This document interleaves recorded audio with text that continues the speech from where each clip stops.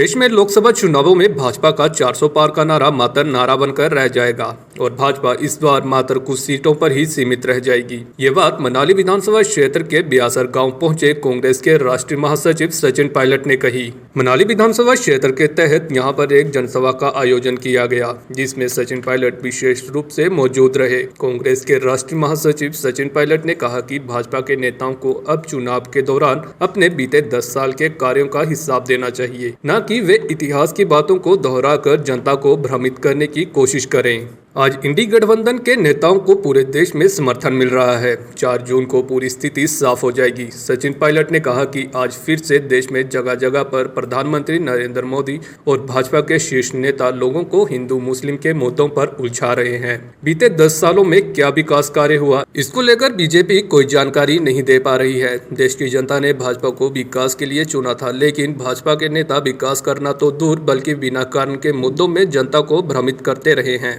मंडी लोकसभा क्षेत्र में है और यहाँ पर एक तरफा माहौल कांग्रेस के पक्ष में है और एक नौजवान हमारे साथी को पार्टी ने उम्मीदवार बनाया है। मुझे पूरा विश्वास है कि विक्रमादित्य भारी बहुमत से इस लोकसभा क्षेत्र जीत कर जाएंगे और हिमाचल में 4 सीटें हैं। 4 सीटों पर हमारे उम्मीदवार बढ़त बनाए हुए हैं। देश में भी आज माहौल जो है बदलाव का माहौल है और मैं बार बार कहता हूं कि जहां जहां कांग्रेस बीजेपी की सीधी टक्कर है वहां पर कांग्रेस के उम्मीदवार बेहतर परफॉर्म करेंगे, चाहे वो राजस्थान हो, मध्य प्रदेश हो, छत्तीसगढ़ हो, हरियाणा हो, उत्तराखंड, हिमाचल, हर जगह।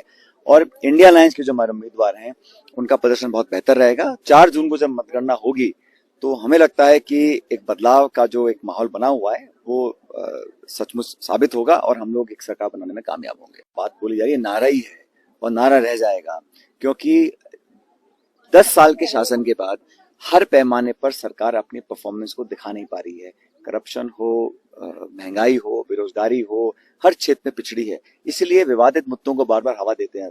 भाजपा जब चुनाव लड़ती है तो आज चर्चा कर रहे हैं, उन्हें करनी चाहिए चर्चा शिक्षा की, चिकित्सा की, निवेश की, उद्योग की, किसान की, बेरोजगारी की, महंगाई की। वो चर्चा करते हैं मंदिर की, मस्जिद की, मंगलसूत्र की, हिंदू की, मुसलमान की। तो मुद्दों पर चुनाव लड़ा जाना चाहिए और एक अच्छे माहौल में चुनाव लड़ा जाए, संवाद हो, जनता बेहतर उम्मीदवारों को चुने। लेकिन जो मुद्दे हैं वो प्रासंगिक वो होते हैं जो जनता के जीवन को छुएं। भाजपा की कोशिश रहती है कि हमेशा एक आड़ बना के रखते हैं, पर्दे के पीछे से वो भावनात्मक मुद्दों को हवा देते हैं और जमीनी मुद्दों से दूर रहते हैं। हमारा जो मैनिफेस्टो है, चाहे 1 लाख रुपए प्रति वर्ष सबसे गरीब परिवारों को आर्थिक मदद देने की बात हो, एमएसपी पे कानून बनाने की बात हो, इन मुद्दों को जनता पसंद कर रही है। इसलिए कांग्रेस का मैनिफेस्टो बहुत ज्यादा चर्चित है। कोई जानता भी नहीं कि भाजपा के मैनिफेस्टो में लिखा क्या है। जनता नाउम्मीद हो चुकी है और बदलाव के मूड में है। ये तो चर्चा जो होती है ना, सन 52 की, सन 65 की, सन 70 की करते हैं। 2014 से 24 जो उनको कार्यखंड का काम दिया 10 साल का, पूर्ण बहुमत की सरकार रही। आपने 10 साल में क्या किया? संविधान को संरक्षित रखने की जिम्मेदारी सब लोगों की है, लेकिन उन्हीं के वायुमंडल से ये आवाजें आती हैं कि संविधान में संशोधन या बदलाव होगा, आरक्षण पर लेकर सवाल उठते हैं और भाजपा के तमाम नेताओं को फिर खंडन करना पड़ता है। तो खंडन करने की नौबत ही क्यों आती है? क्योंकि ये चर्चा कांग्रेस ने नहीं करी, ये उन्हीं के लोगों पे, जिम्मेदार पदों पर बैठे लोगों ने बार बार इस मुद्दे को उठाया। इसलिए उन लोगों को अपनी सफाई देनी पड़ती है। उनको अपने गिरबान में झांकना चाहिए। वो स्वतंत्रता सेनानी जिन्होंने खून पसीना देकर दशकों जेलों में काटे, देश को आजादी दिलाई, देश के सेवा में सब कुछ न्यौछावर कर दिया, उन लोगों को कोसने से क्या मिलेगा? 50-60 साल पहले का जिसका देहांत हो गया, उन लोगों को आज आप बदनाम कर रहे हैं। ये कहीं ना कहीं आपकी कमजोरी को दिखाता है। आप अपनी बात करें, आपने क्या किया, आपके विचारधारा के लोगों ने क्या योगदान दिया है। कांग्रेस में जो शहादत दी है, जो चाहे इंदिरा जी हो, चाहे नेहरू जी हो, राजीव गांधी, देश के लिए बलिदान दिया है भाई, जान अपनी कुर्बान कर दी है।